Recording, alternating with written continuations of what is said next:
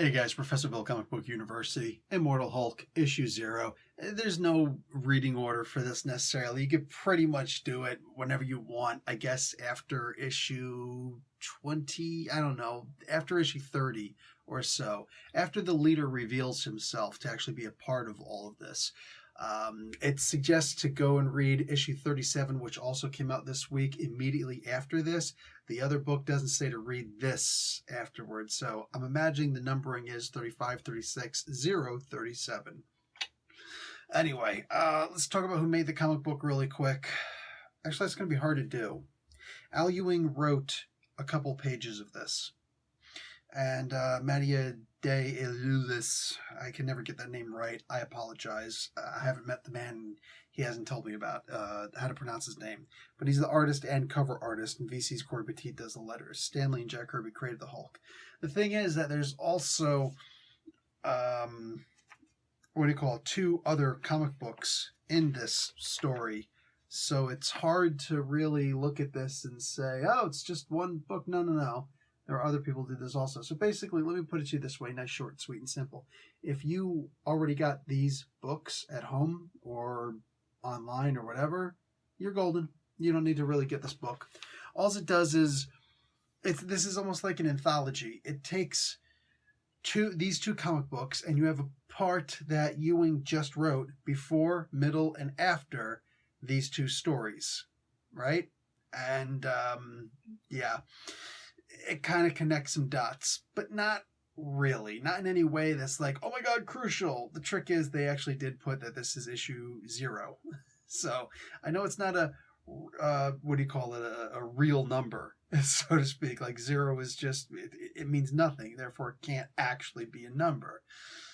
But that being said, it's still a numbering system. I mean, it's not like an annual where it's like, wow. Technically, it's a part of the Immortal Hulk series. It says Immortal Hulk, but it's an annual. F it. Now, this is a little bit higher grade, in my opinion, than an annual. But it is what it is. You don't want to get it, you'll survive. If you're a collector, you absolutely need to get it. I'm sure there'll be plenty of them, honestly. Nothing really special happened here. In fact, most of it was really just, like I said, Ewing goes and he researches the hell out of a character before he writes it, or a team, whatever. And then he writes one of the best versions you could possibly imagine of said character. This is basically just Al Ewing, I don't know, cock-walking. You know what I'm saying? He's walking like that rooster. He's got that major, exaggerated strut, just like, that's right, look how awesome I am. And yeah, I admit, you're awesome, bro.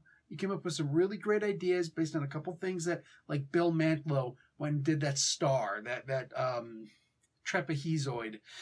And Ewing, apparently this was a big deal to Ewing. I'd forgotten about it for the most part. Somebody reminded me. I went back and looked. I'm just like, oh, shoot. Yeah, that's right. The star's right there. For me, it's like, cool. You know what I'm saying? We already know that you're awesome. This was him pretty much pointing out to the people in the back of the room, hey, by the way, look, I'm awesome. I did all these cool things that you'd forgotten about or you never read.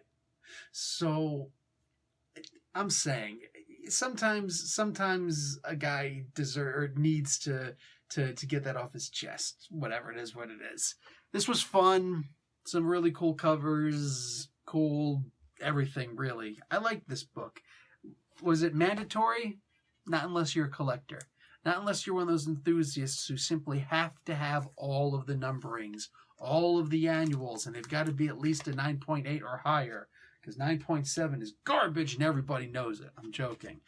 9.5 and lower is garbage. Still joking. Anyway, guys, like the video, watch your net. Talk to you later. Professor Bill, Comic Book University. Class dismissed.